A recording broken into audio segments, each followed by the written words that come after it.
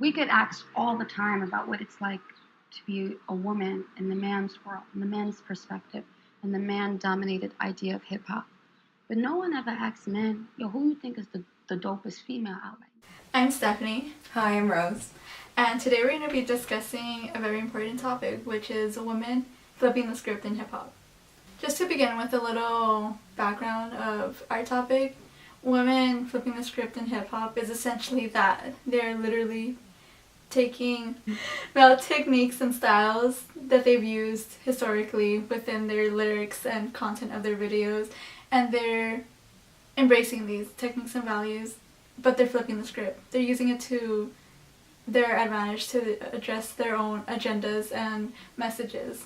All in the purpose of attaining that sexual freedom and liberation. And so we're going to be comparing like female artists in hip hop to male artists in hip hop. We kind of came up with the idea because Steph and I both listen to these artists, most of these artists, and before this class we didn't really pay attention to the lyrics or what they were saying, the messages that these artists were giving out into the audiences, and we were just like, after like the readings that we covered in class and some of the theories, we just started to reimagine these artists and the messages These that they're notions. giving. Yeah, they're reaching out to like really large audiences at the end of the day, and people are taking in those messages and they're adapting to these kinds of ideologies as well. Another thing to add on to, I mean, honestly, like I was looking at it the same way, and I started to listen to other artists like who have like better meanings in their songs and like more positive. Some of the feminist figures that we have chosen are, for my personal favorite, Cardi B. Ariana Grande. So why I chose Cardi B is because she is more than her persona that is illustrated in the media. Yeah. She's more than her past. She is more than just an artist. She is a feminist figure in my eyes. She stands up for equality. Really Twitter does. is a platform where she does most of this stuff because, as we all know, social media, it goes viral. That's how a lot of people from all over the world, across the globe, find out about certain topics and issues and get these issues, first of all, addressed and talked about, and ultimately lead to some form of change. And that's what she has done. As I have mentioned or have discussed in one of my journal posts in the past regarding the government shutdown, Cardi B made a video, or how the media was quoting it, a rant, discussing the government shutdown and why we should care, why it matters, how it affects us. And this small clip of her on Twitter as she posted went viral. It got over, I don't know, I want to say over like 2 million hits. That's a lot. And some people were calling her out on it because of the profanity she used within the video, saying like, oh, that's not ladylike, that's vulgar, blah, blah, blah. Taking away from the issue. Taking away from what really matters, the content of what she's discussing, which a government shutdown, which was the longest government shutdown we've ever had in this nation, that truly affected so many individuals. They're all using social media as that kind of platform because they know the gravitation they have towards a massive amount of people. And Ariana Grande does that too. She also uses Twitter and Instagram, like she writes like these whole paragraphs on her notes in her phone. She screenshots it, and that's how she herself can connect to audiences. Like, so she doesn't really have like her own press, like telling them like, oh, here's a press release. So she herself uses her own Instagram, her own Twitter account to address certain issues. I felt like I had to bring up Jennifer Bennett's reading on #feminism because it ties into what we're talking about. Okay. It ties in about Cardi B and how she uses her social media platforms to address these issues through hashtags, essentially. And if not her, her followers, her devoted fans use hashtags to get these discussions trending. And if not them, then people in general within the social media platforms use these hashtags to spread their messages like wildfire. Definitely. And this all stems back to like the whole Me Too movement, and #MeToo is something so pivotal in our generation, especially in the digital era, because one, the issue itself is grand within its own means, but the whole #MeToo, it really puts into perspective how literally a hashtag and a set of words could promote messages and how it could get people talking, movements started, and just people gathering and being concerned about these issues.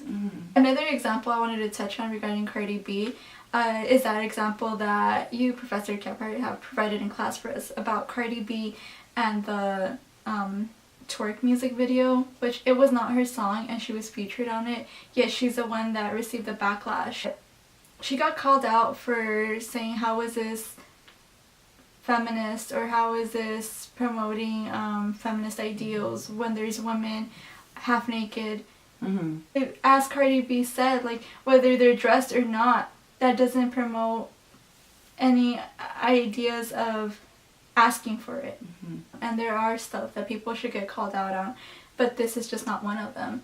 And this is a feminist ideal, just embracing body types and promoting just women. It's like, yes, they're like half naked, but that's kind of like what feminist fights for. It's like to give you that kind of freedom to express yourself in any kind of way, regardless of what you're wearing, what you're not wearing. Look at Ariana. She's very petite, very like they're all like signifying diversity. Like there's more than just one person, like for one identity. And I think that's like a really good thing, because it's representation that matters as well in society, to see diversity. And this is what we're embracing. Yeah. And that's what's so empowering about these women and the messages they promote, and that's why we they're basically relate to them. Yeah, they're telling us like, okay, a guy saying this and these types of lyrics, even though they're explicit, it is embracing like sexuality at the end of the day. Like the women are like flipping the script and then being like, hey, like honestly, we can do it too. Maybe we can even do it better and look good while we do it, you know? So that goes back to like third wave feminism and how they challenge the second wave feminism of not having to cover up or hide from your femininity, but embracing it. Instead of being the sexualized, objectified it's like they're taking items the in the wheel music this. videos. Yeah. They're calling the shots and they're doing what they want to do, whether it's dress the way they dress, speak the way they speak, spit their rhymes the way they do it. They're doing it on their own terms and by their own means. We've been seeing them as the topic of these male rappers' songs, but now it's our turn to tell our stories, to say how we feel, to say when we want it, and this is the time. And like now we're living in like the modern day era, the fourth wave feminist, where it's actually very tied much into technology, and music is one of those technologies. Tying into the whole girly, also another term from third wave feminism, as this term has been, it describes a notion of taking back the negativity spewed against femininity and pushing forward the embrace of it. There is a concern that surrounds the term, which is still very much prevalent today. Defining girly, quote, defining girly is too often expressed by what young women wear, miniskirts, lipstick, and thus what gets focused on is the accessory, not the content of the person wearing it. So tying that back to the artists that we have mentioned, such as Cardi B, Ariana, Nicki Minaj, and the many more artists we still have to touch on, such as City Girls, Melly, Megan Thee Stallion, Rihanna, etc.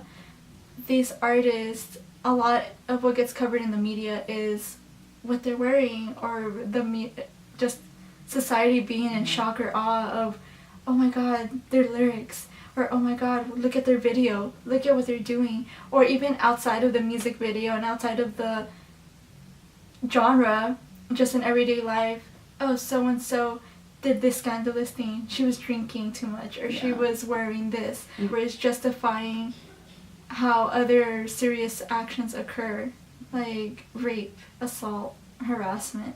And that is what third wave feminists are doing. They're taking that back, saying, no, like, I could wear whatever I want, as well as these artists. So to conclude on our feminist figures, we're going to go a little more in depth of each one and include a few others, just because they also tie into this genre of hip-hop, and they're also female artists. So the first feminist figure that we wanted to highlight was Ariana Grande, and so she always had this like problem with the media always like basically labeling her as a rapper's girlfriend. So she went onto Twitter to like express how she was feeling about it, and say like, oh, there's this double standard that exists within like the present and the world that we live in.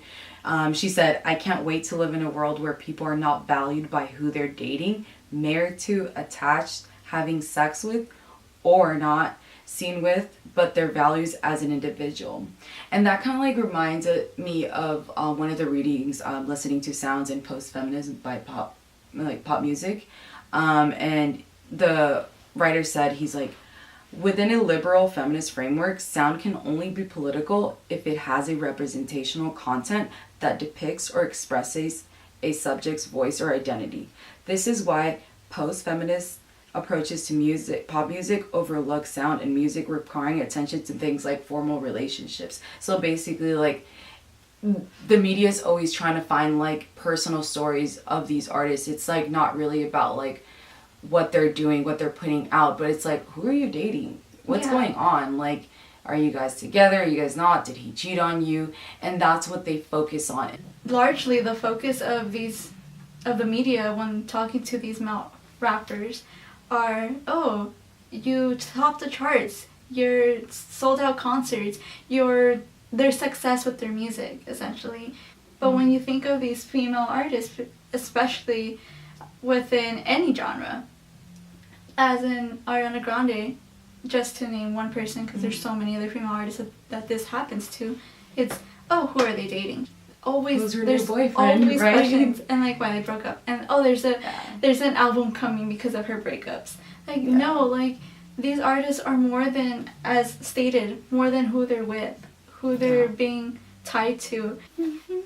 So SZA in her new album Control, that was released about a year and a half ago, I believe. So she kind of like got a lot of backlash for what she was talking about in the songs in the album. But the thing is, like, she's just started doing what male rappers were doing. Like, one of the articles that we read up on online that talking about Control and like what the context of the album was about is like, we're always like used to seeing women only talking about either being in love or, like looking for it in their lyrics. And SZA kind of like blows the lid off of that and say like, you know what?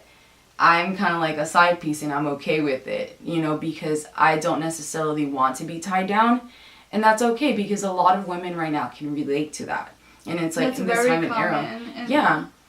Susan Douglas in Girls Gone Anti-Feminist talks about like enlightened sexism and how women are starting to use, just like how SZA did in her music videos and like her lyrics, like she's using her own body, her own sex appeal, and she's gaining that power to basically like sell it and be like, it's okay, and there's like, it's my form of empowerment, and I feel like men will end up embracing it as well. And she's also covering polygamy, another topic that like a lot of people have an issue with. People are, jumping partners or like not necessarily thruples. They're not necessarily like adapting to that monogamy lifestyle that we're used to seeing. And it's just telling us like our society just keeps changing more and more. Yeah. Mm-hmm. And it's just promoting like, new ideals. New ideals. And then a new perspective. So, on to Cardi B. So, the article I chose, it focuses on what it means to be a feminist in Cardi B's perspective. She tells her journey in the music industry as well as her past prior to that. She states, but being a feminist is real simple. It's that a woman can do things the same as a man. I'm equal to anything a man can do, I can do. I can finesse, I can hustle. We have the same freedom. I was top of the charts, I'm a woman, and I did that. I do feel equal to a man. She is redefining what a female rapper is, looks like, and sounds like. She is playing by her own rules. She stands up for her perspectives on various issues and receives a lot of backlash for just about anything and everything. Looking at Cardi B as a feminist, as an artist, as a female rapper dominating the genre of hip-hop right now will help us delve into the misogyny and sexism there has been in this genre, and will help us understand if that remains the same or if it has improved through the many female rappers who are in the game and are prospering.